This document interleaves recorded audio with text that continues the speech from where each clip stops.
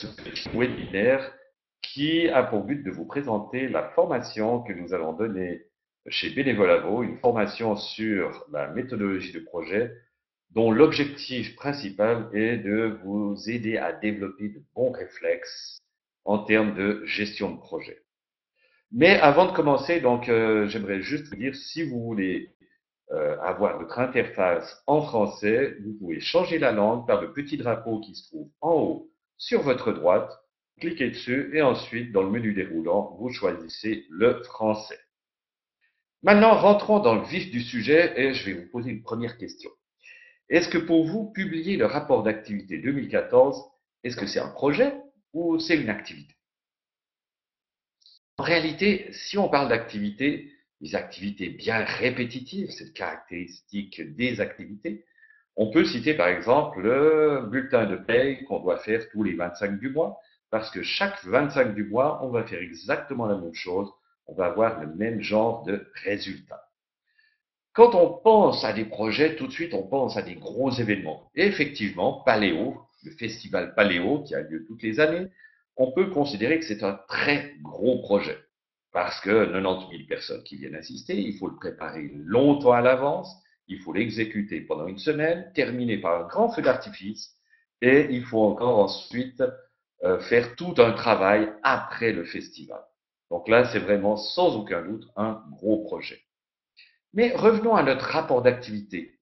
Est-ce qu'on peut considérer que notre rapport d'activité, que ce soit 2013, 2014, 2015, même s'il se répète chaque année, est-ce qu'on peut le gérer comme un projet?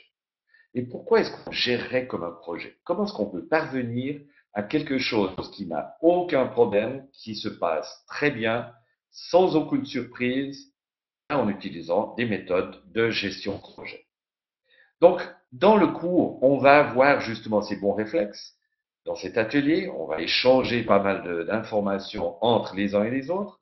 Et le premier point qui va être abordé, c'est est-ce qu'on a vraiment un résultat qui va servir à quelque chose et qui soit pertinent pour la mission. Donc ça, c'est une question de cohérence entre les projets qu'on exécute et la mission de l'organisation. Et il est évident qu'un rapport d'activité qui n'est pas lu et qui part dans la poubelle, ça ne servira pas à grand-chose. Le point suivant qu'on va aborder, c'est une question de décomposer pour mieux gérer.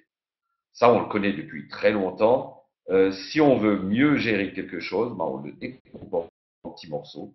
Et par exemple, on verra justement notre rapport d'activité. Il y a une question de titre, il y a des chapitres à définir, il y a un exemple d'action qui a été faite par l'association, il y a des statistiques, il y a des comptes, il faut parler de l'équipe, il peut y avoir un témoignage et ne surtout pas oublier le mot du président, qui sera une des choses importantes puisque ça sera immédiatement en première page, juste sous la couverture.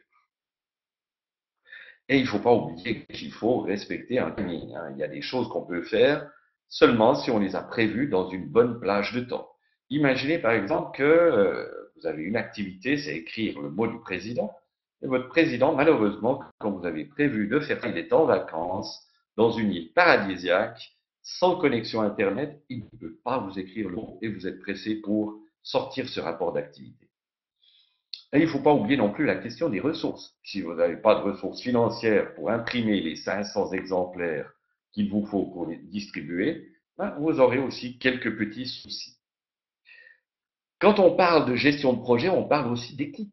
Et quand on parle d'équipe, on parle de gouvernance et de communication. Donc, il vous faut vraiment coordonner une équipe. Si chacun pense à une couleur différente pour la page de couverture, un brun, vert, bleu, noir, et que vous pensiez rouge, vous avez des problèmes de gouvernance. Donc ça, il faut aussi l'aborder dans la question de gestion de projet. Et puis, il faut jamais oublier une question qui m'est très chère, c'est la question des risques. Imaginez que vous arrivez vers votre imprimerie 2 jours avant l'AG, il vous faut le stock de rapports d'activité pour les distribuer et vous arrivez, malheureusement, il y a un panneau qui vous indique que l'imprimerie est fermée pour cause de faillite. Vous avez les 500 exemplaires qui sont dans l'imprimerie, vous avez déjà payé et impossible de les retirer parce qu'il y a une action de faillite. C'est vraiment assez embêtant. C'est la loi de Murphy, c'est la loi de la tartine. Et puis, Le sixième point qu'on va aborder, c'est la question de l'exécution et du suivi, du contrôle de ce qui est fait au fur et à mesure que les choses sont faites. Imaginez si vous arrivez à la fin, vous n'avez fait aucun suivi et que dans votre rapport d'activité, c'est la photo du président lorsqu'il avait 2 mois qui se retrouve à la place d'une photo actuelle, ça peut être assez ennuyeux.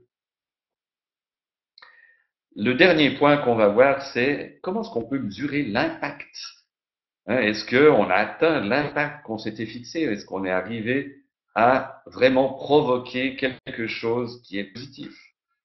Si tout le monde, lorsque vous présentez le rapport d'activité lors de l'AG, se met à dormir, ça sera non plus pas quelque chose de recherché. Voilà, c'était les 7 points qui seront abordés pendant cette petite formation d'une journée. Et maintenant, je fais place aux questions pour que vous puissiez vraiment intervenir. Mais avant que vous commenciez à intervenir, donc la dernière chose que je voulais vous dire, pour le faire, vous avez 2 possibilités. La première, c'est le chat qui se trouve ici et simplement vous écrivez et tout le monde verra vos commentaires.